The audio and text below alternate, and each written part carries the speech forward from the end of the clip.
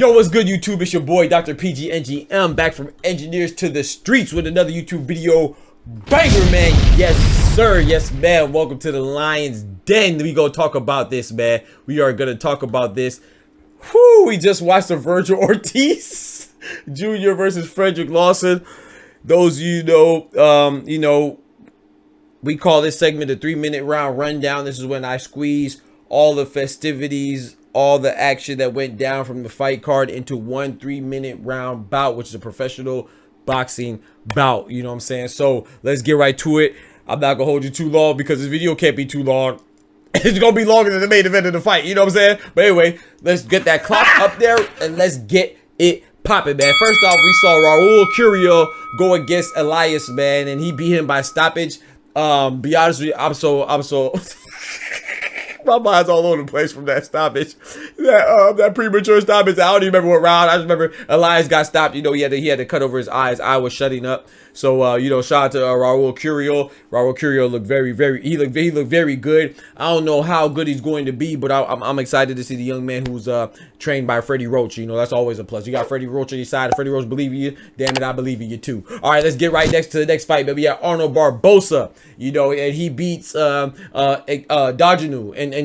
man, by 8th round TKO. Now, this fight really frustrated me because the commentators, I felt, were extremely biased towards Ismael Barroso. Ismael Barroso, no doubt, was winning the fight, but the way that they were dramatic, saying it was such a dominating fashion, like they were just over dramatic, like they were just dramatizing how much and how significantly he was winning by. Like, he was winning, but it's like, I remember I saw and Dodger hit this man with a 1-2, 1-2, 1-2, 3 1-2s back to back consecutively. They didn't say nothing about it. Like, they were acting like the man wasn't even fighting back. Fight back, man. So I didn't like how clearly biased the commentators were for Ismael Barroso, who was making his Golden Boy promotion debut. So you know, they want to hype him up. I get it, but and Dodger, well, you know, he lost, but he wasn't getting just dog walked in there. That's how the commentators made it sound, man. So I don't think it was a dominating performance at all. But Ismael Barroso did what he was supposed to do, and yeah, I think the commentators were just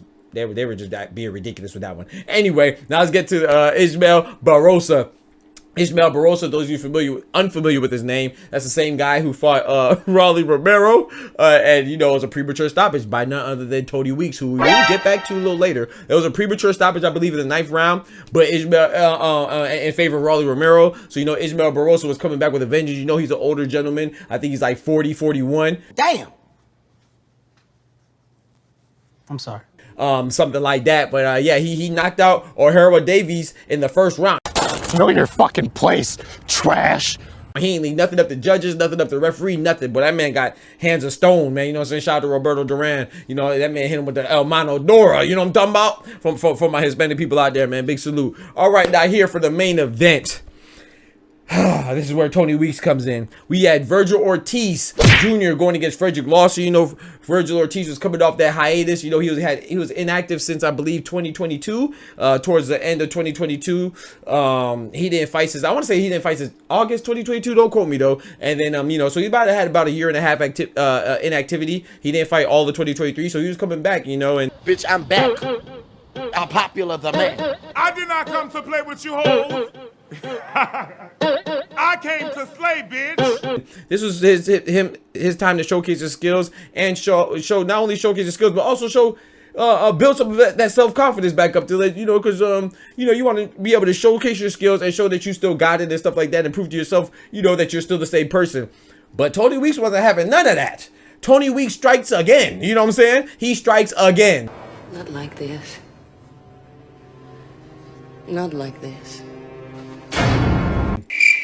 Yeah, just like that, man. He stopped it in the 1st round. Like, he didn't even give Frederick Lawson the chance to put his hands up, a chance to throw a punch back. Like, these gentlemen, these ladies and gentlemen out here at the fight, you know, they put a lot of time into this. They invest a lot of time and dedicate themselves, make a lot of sacrifices for these training camps that last weeks, that last months and stuff like that. For you to not give somebody a chance, man. And I would just say, Dan Raphael said it best. He said, man, you know, Tony Weeks was the same ref in that fantastic showdown between the late great Diego Corrales and Juan Luis Castillo, and Tony Weeks didn't do a stoppage, you know, so we want to have a phenomenal fight.